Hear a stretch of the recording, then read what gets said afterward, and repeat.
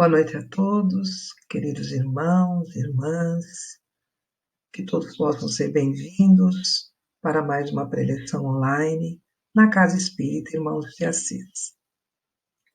Nós vamos, nesse momento, procurando nos recolher intimamente, fechando os nossos olhos suavemente e, dessa forma, elevando os nossos pensamentos, os nossos sentimentos, nos ligando ao nosso anjo de guarda, esse nosso amigo inseparável de todas as horas. E assim, vamos nesse caminhar tranquilo, serenando os nossos sentimentos e pensamentos, nos preparando assim, adequadamente, para a preleção da noite de hoje. Vamos assim, nesse momento, nos aproximando de Maria de Nazaré, a Mãe de Jesus, que mais uma vez nos envolve em seu colo amoroso de mãe, nos envolve com seu carinho e com seu amor, trazendo-nos exatamente tudo aquilo que mais precisamos neste momento. Nesta caminhada, que já não estamos sós, vamos indo em direção a Jesus, o nosso querido e doce e meigo irmão maior, e diante de Ti, nós te agradecemos, Jesus. Nós te agradecemos pelo Teu Evangelho de luz, pelos Seus exemplos deixados entre nós. Vamos assim, nos aproximando de Deus, o nosso Pai, fonte eterna de amor e de luz. E diante de Ti, Senhor, diante do Teu amor, nós dizemos: Pai nosso que estais nos céus, santificado seja o vosso nome, venha a nós o vosso reino, seja feita a vossa vontade, assim na terra como no céu. O pão nosso de cada dia nos dai hoje, perdoa, Pai, as nossas dívidas, assim como nós perdoamos aos nossos devedores. E não nos deixeis, Senhor, cairmos em tentações, e livrai-nos de todo o mal. Que assim seja. Graças a Deus. Então, com essa sintonia maior, com essa harmonização que sentimos, que envolve os nossos lares, que nos acalenta, que nos deixa de uma maneira receptiva, nós vamos então estar assim, ampliando os nossos conhecimentos através de uma passagem do Evangelho. Nós vamos falar na noite de hoje sobre nascer de novo. Então é um convite para que nós meditemos sobre este assunto e, baseado no Evangelho segundo o Espiritismo, no seu capítulo 4, ninguém pode ver o reino de Deus se não nascer de novo. Nós vamos começar a nossa preleção da noite de hoje dizendo o seguinte: será que nós precisamos de fato reencarnarmos para nascer de novo? Porque nascer de novo é construir um novo ser. É um renascer. Nós podemos renascer com novos pensamentos, nós podemos renascer esse novo ser pensando assim que esse renascer necessariamente não se efetua naquele momento da nossa reencarnação. Nós podemos nascer, renascer, ainda encarnados. Temos um exemplo de uma senhora que ela tomava muitos remédios, e esses remédios eram por causa de uma doença que ela tinha, e que num belo dia ela resolveu observar o seu corpo mais atentamente. E nesse observar o seu corpo mais atentamente, ela percebeu que através de exercícios, através de um de exercícios físicos, de fato, ela poderia, sim, ter uma consciência corporal a que até então ela não tinha. Quando ela descobriu essa consciência corporal e começou a fazer uso de alguns exercícios, bastou algum tempo para que ela se sentisse melhor, como se ela estivesse renascendo de novo, e ela abdicou de toda a medicação, porque essa medicação já não se fazia necessária. Nós vemos também um exemplo, Paulo de Tarso. Antes dele ser Paulo de Tarso, ele era Saulo de Tarso. Quando ele teve aquele encontro em Damasco com Jesus, foi uma guinada na vida dele, que nós podemos falar de 360 graus. Aquele homem velho deixou de existir. E ele, de fato, com esta aparição, fez com que aparecesse, ressurgisse, renascesse um homem novo. Segundo a biologia, muitos estudam a esse respeito, a cada 15 dias as nossas células, elas passam por uma atualização, vamos dizer assim. Elas se renovam. Isto também é um nascer de novo, essa renovação. Tem essa mesma conotação desse nascer de novo que nós estamos trazendo hoje como tema da preleção. Agora, nós vamos nos reportar, de fato, a uma parte deste capítulo 4 do Evangelho segundo o Espiritismo. Quando Jesus disse a Nicodemos: ninguém pode ver o reino de Deus se não nascer de novo. Ele falava da reencarnação. Importante que nós saibamos por que numa existência só nós não conseguimos conquistar todos os conhecimentos morais e intelectuais que precisamos alcançar para que a nossa meta, de fato, que é a perfeição, seja atingida. Como dizem os espíritos, do átomo ao arcanjo existe uma evolução, existe um período para que nós, como seres humanos, possamos evoluir e descrever toda esta evolução.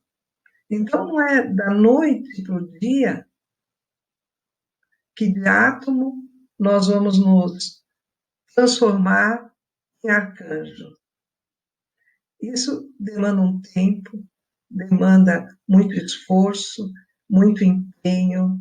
E quando nós começamos a perceber a pluralidade das existências, quando nós nos damos conta exatamente dessas oportunidades que nos são concedidas através do nascer de novo, nós começamos então a perceber também que a meta de cada um de nós é a perfeição.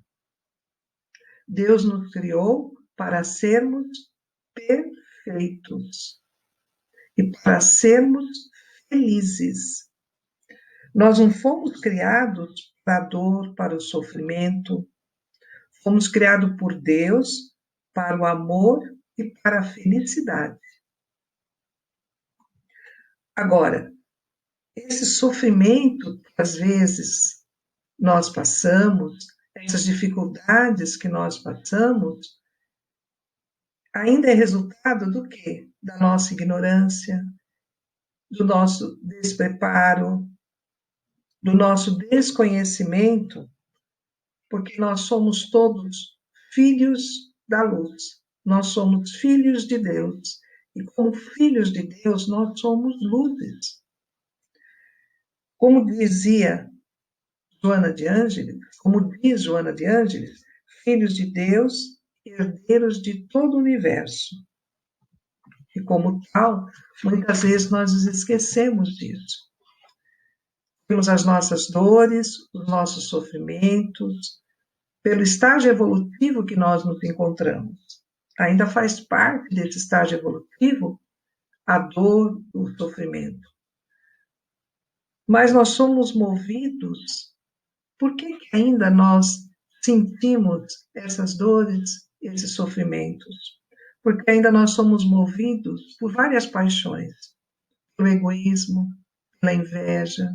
Nós somos movidos pela raiva, pelo ciúme, pela inveja, e tudo faz com que, com esses equívocos que ainda praticamos, por total, às vezes, desconhecimento do quanto é pernicioso para nós isso tudo, nós atraímos para nós o sofrimento e a dor. Então, nós vamos voltar àquele diálogo de Jesus com Nicodemos. Naquela ocasião, Nicodemos disse a Jesus: como pode um homem nascer sendo velho? Pode entrar no ventre de sua mãe e nascer outra vez? Nicodemos, há mais de 2000 anos,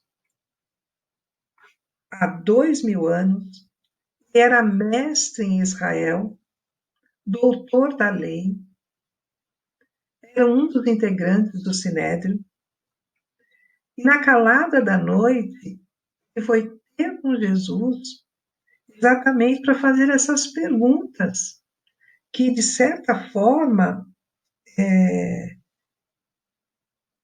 sentia a necessidade dessas explicações. E via em Jesus muitas qualidades. E acreditava, de fato, que Jesus era o portador da Boa Nova. E Jesus responde a ele nessa pergunta: em verdade, reafirmo-te ser indispensável que o homem nasça e renasça para conhecer plenamente o reino. Que reino é esse que ele estava falando? Ele estava falando do reino de Deus. É necessário que ele nasça e renasça para que, de fato, ele possa conhecer o reino de Deus. Jesus falou da forma como era possível ser entendido naquela oportunidade. E também, por sua vez, ele aproveita daquela conversa para fazer uma pergunta para Nicodemos: és mestre em Israel e não sabe dessas coisas? Por que Jesus faz essa pergunta a ele? No Evangelho segundo o Espiritismo, no capítulo 4, no item 4, Jesus faz a pergunta a Nicodemos porque naquela época a reencarnação era chamada de ressurreição. E nesse item 4 do Evangelho tem uma explicação assim, ó. De fato, a ressurreição supõe o retorno à vida do corpo que está morto, e que a ciência demonstra ser materialmente impossível, porque os elementos desse corpo estão, desde há muito tempo, desintegrados na natureza. A reencarnação é o retorno da alma ou espírito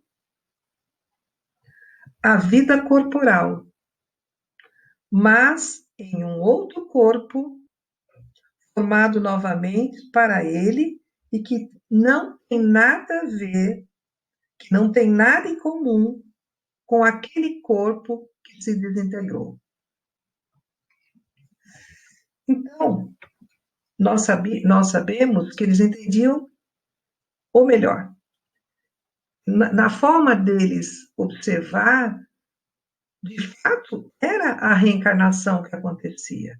Só que eles acreditavam na ressurreição.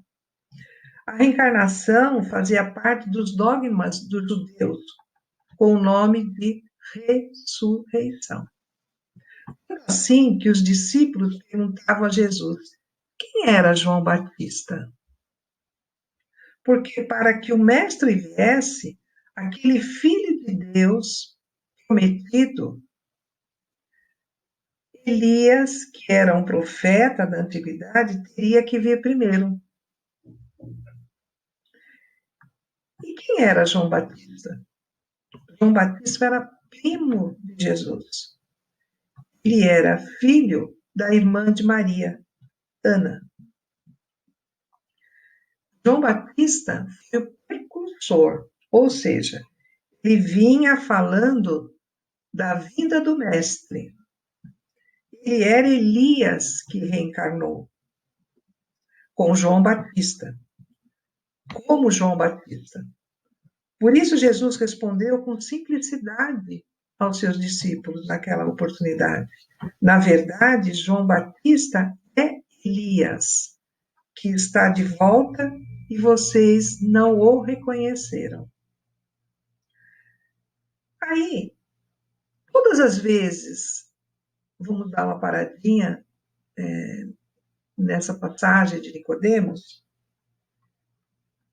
é inquietante para os discípulos de Jesus, e todos para aqueles que ouviam as suas parábolas, as suas pregações, de fato, era intrigante para eles, e também era inquietante saber o que é que Jesus falava tanto no reino de Deus. Porque Jesus, em todos os momentos da sua pregação, falava que nós deveríamos conquistar o reino de Deus, ou o reino dos céus. E a resposta a Nicodemos foi sobre isso também. Você só poderá conquistar o reino dos céus ou o reino de Deus se nascer e renascer de novo. Então, Jesus falava muito por parábolas. Ao longo da sua estada aqui entre nós, foram 48 parábolas. Destas 48 parábolas, 13 parábolas, ele citava o reino de Deus. E nós vamos falar de umas 3 ou 4 só. Nós vamos falar de Mateus capítulo 13, versículo 44, onde ele falava assim: o reino dos céus assemelha-se a um tesouro escondido no campo, e que as pessoas corriam para desenterrar esse tesouro. Mateus 13, capítulo 13, versículo 45, mais uma vez ele fala sobre o reino de Deus. Da mesma forma, o reino dos céus é como um negociante que procura pérolas preciosas e, quando acha, vende tudo para adquirir esta pérola. Em Mateus, capítulo 18, no versículo 23, mais uma vez, ele cita o reino dos céus. O reino dos céus pode ser comparado a certo rei que decidiu acertar contas com seus servos. Uma outra passagem de Mateus, agora, no capítulo 20, no versículo de 1 a 6, disse assim: portanto, o reino dos céus é semelhante a um proprietário que saiu ao raiar do dia para contratar trabalhadores para a sua vinha.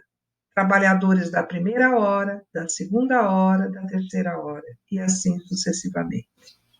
Em Marcos, capítulo 4, versículo 26, mais uma vez ele cita também: então contou-lhes que o reino de Deus é semelhante a um homem que lançou a semente sobre a terra. Aquele homem que saiu a semear, ele está falando da parábola do semeador. Todo encontro com seus discípulos, Jesus falava em parábolas sobre o reino de Deus. Nós citamos alguns exemplos só. Nós falamos há pouco, são 13 na realidade. Todo encontro com seus discípulos, Jesus falava em parábolas sobre o reino de Deus, que nós teríamos que conquistar. Ele inquietou tanto os seus discípulos que eles perguntaram a Jesus: onde está o reino dos céus, o reino de Deus? Jesus respondeu com uma simplicidade, com uma tranquilidade, com uma simplicidade que era assim, algo que tocou o coração daqueles que ali estavam. O reino de Deus está dentro de nós. O reino de Deus está dentro de nós. Nós procuramos nos mais diversos lugares e ele está aqui dentro de nós. O reino do amor, o reino da sabedoria, a perfeição está em cada um de nós. Então, esse nascer, renascer, essas oportunidades que nos são oferecidas, é exatamente para que este reino possa ser, sim, de amor e de sabedoria. Nós trazemos registrados dentro de nós o potencial de amor e o potencial de sabedoria. Como é que nós vamos acessar esse reino? Jesus, com tantos exemplos que ele nos proporcionou e nos proporciona até hoje, porque à medida que nós abrimos o Evangelho, nós nos fascinamos de fato, como pouco ainda sabemos dessa magnitude desse amor incondicional de Deus para conosco, de Jesus para conosco. E ele fala assim, com a maior simplicidade mais uma vez: como nós acessamos esse reino de Deus? E muitas vezes também, nas suas pregações, ele repetia: brilhe a vossa luz. Todos nós somos luz. Brilhe a vossa luz. O reino de Deus está dentro de nós. Essa luz, que ainda ofuscada, como nós dissemos há pouco, por algo ainda que temos dificuldade em lidar, que são a inveja, que é a intolerância, o desamor, as nossas preocupações com esse mundo material que nos cerca e a dificuldade de entendermos a grandiosidade do mundo espiritual. Todos nós temos a possibilidade da autoiluminação. Nós utilizamos 10% da nossa mente. Naquela época, Jesus já dizia: vós podeis fazer o que faço e muito mais, mostrando que estamos no caminho da evolução, dentro da lei de progresso do nosso Pai. Tudo no mundo é evolução. Tudo no mundo visa o progresso. Sem o progresso hoje, como é que nós estaríamos nesse exato momento, através de um computador, de uma rede? Estamos conectados, não estamos simplesmente desconectados. A lei do progresso nos proporciona esse crescimento nas mais diversas áreas. Por que nós precisamos reencarnar?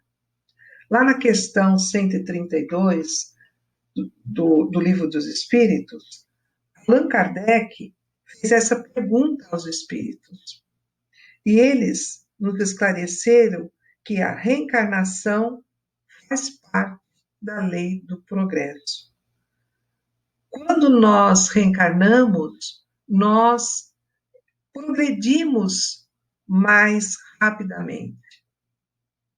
Por quê? Nós estamos convivendo dentro de um lar, dentro de uma sociedade, nós estamos experimentando situações, avaliando o que essas situações causam em nós e o que nós podemos fazer para que essas mesmas situações possam se transformar não só em benefício para nós, mas para aqueles que estão conosco dentro do nosso lar, dentro do nosso ambiente profissional, dentro de todos os lugares que nós, no nosso dia a dia, estamos. É tão necessário esta convivência para que nós possamos estar acertando arestas, para que nós consigamos nos colocar no lugar do outro e aprendermos, de fato, a fazer com que a nossa luz brilhe, para que nós possamos nos iluminar e assim iluminar aqueles que estão junto conosco nesta jornada, nessa presente encarnação, nessa nova oportunidade de nascer de novo, nessa oportunidade de caminhar rumo à nossa meta maior, que é a nossa evolução, que é o nosso crescimento, para que de fato nós possamos crescer em amor e em sabedoria, porque nós não fomos feitos para sofrer.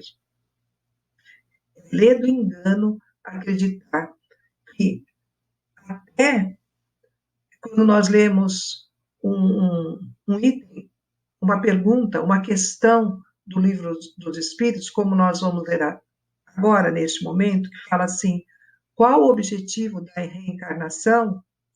E aí os Espíritos respondem, expiação, melhora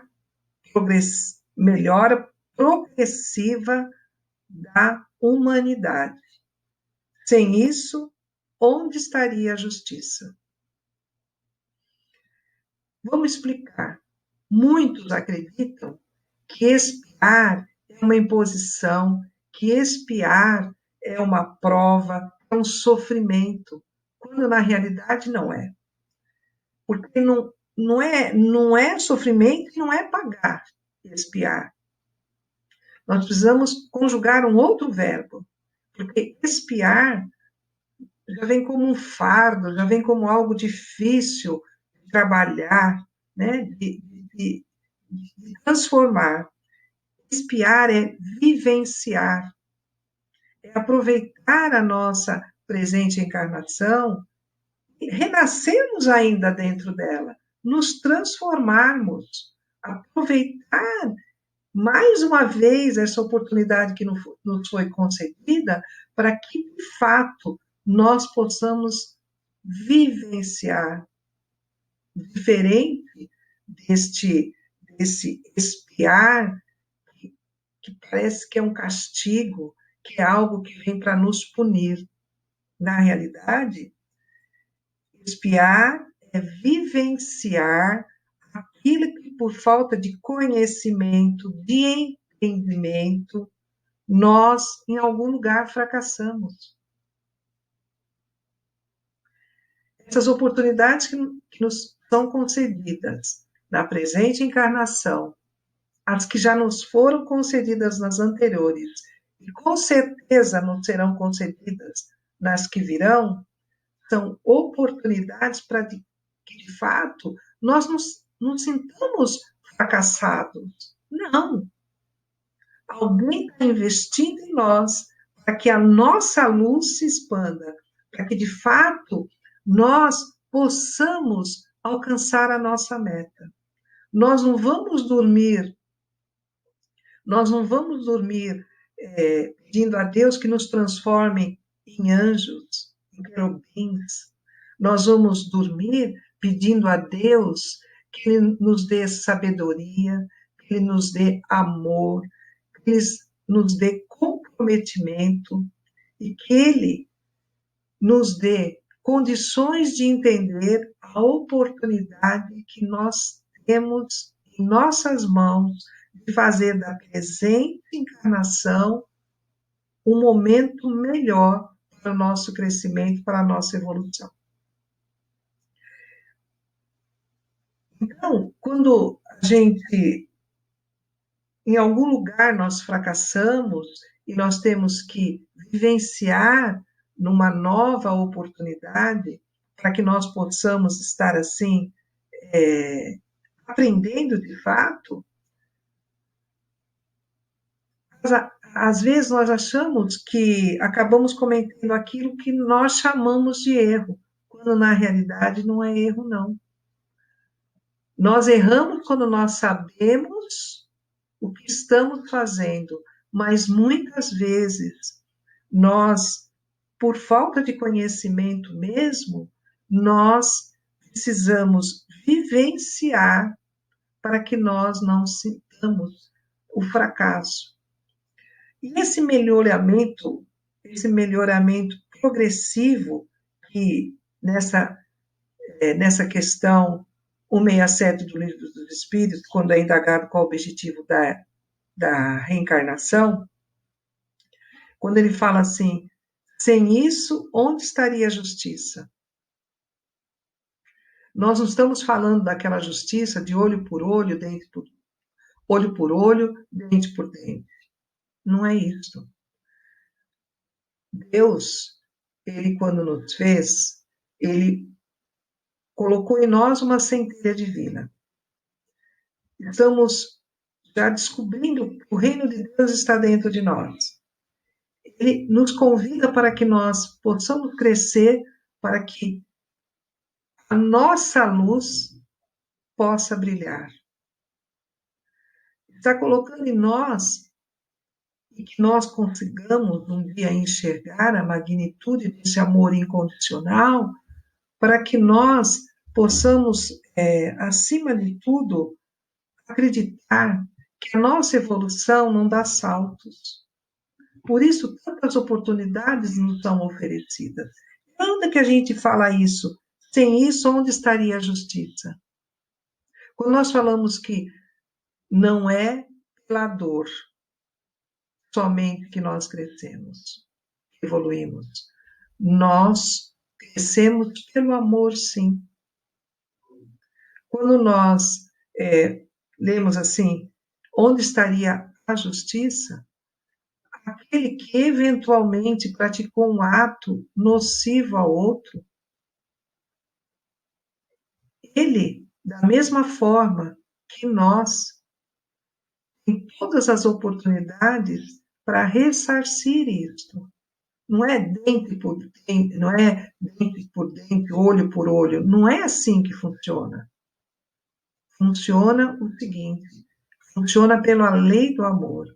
A cada um é dada a oportunidade de renascer num determinado lugar, num determinado lar, para que ele esteja fazendo o seu reajuste, fazendo com que esse irmão, essa irmã, ou nós mesmos, tenhamos a oportunidade nessa vivência de descobrir por que estamos ali acertando as nossas arestas. Então, essa justiça não é um toma lá da cá, é fazer com que algo errado que fizemos lá atrás possa ser acertado pelo amor, pelo reconhecimento desse amor incondicional de Jesus, de Deus para conosco. Eu gostaria de citar também um poema muito bonito de Francisco Otaviano de Almeida Rosa. Ele foi um advogado, um jornalista, um diplomata, também foi político e poeta. E ele era do movimento literário Romantismo. Ele fala o seguinte, Francisco Otaviano, de Almeida Rosa. Quem passou pela vida em branca nuvem, em plácido repouso adormeceu. Quem não sentiu o frio da desgraça, quem passou pela vida e não sofreu, foi espectro de homem e não homem. Só passou pela vida e não viveu. Aliado a este poema, nós estamos tentando dizer o seguinte: diante das situações que nos cercam, que nós possamos ser gratos pelas oportunidades que nos são oferecidas, que nós possamos ser gratos pela oportunidade de nascer de novo, pela oportunidade que estamos hoje vivenciando na presente encarnação. E eu gostaria de terminar a preleção da noite de hoje falando de uma música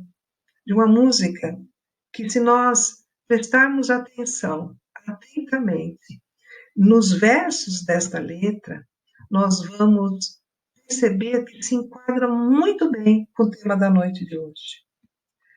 É aquela música tocando em frente. Quando ele fala assim: penso que cumprir a vida seja simplesmente compreender a marcha. Como um velho boiadeiro levando a boiada, eu vou tocando os dias pela longa estrada. Eu vou, estrada eu sou. Sabemos para onde vamos? Sabemos para onde vamos? Qual é o final dessa estrada que nós estamos? Somos estradas para alguém?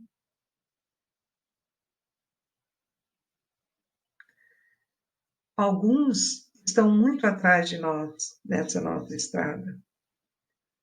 Muitos estão lado a lado conosco. E alguns já estão na nossa frente.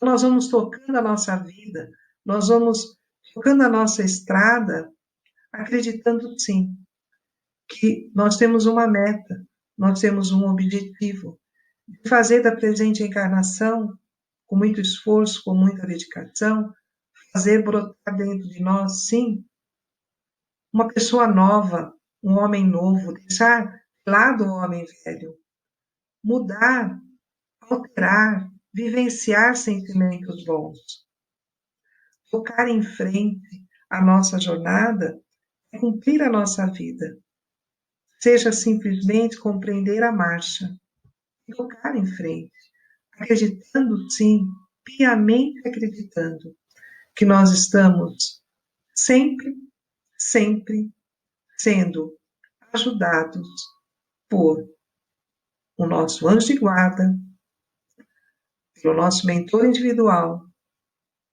que é a mesma coisa, por Jesus, através de tantos ensinamentos que ele nos proporcionou, que ainda desconhecemos a profundidade deles todos, temos dificuldades ainda em buscar no estudo, na dedicação a este estudo, de fato, acreditar na nossa evolução, nesse progresso eminente que, queiramos ou não,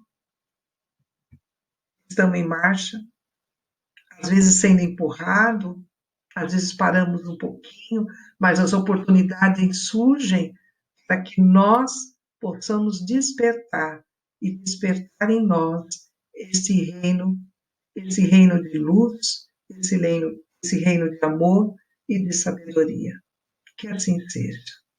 Então nós vamos nesse momento rogar a Deus, a Jesus, aos benfeitores de luz, que possam adentrarem pelos nossos lares, pela porta principal da nossa casa, nos envolvendo, nos amparando mais uma vez. E que essas energias que partem dos nossos corações nesse momento possam envolver imensamente o nosso planeta, trazendo tudo o que for mais necessário para esse planeta que está se transformando no mundo de regeneração. Muita paz a todos. Boa noite.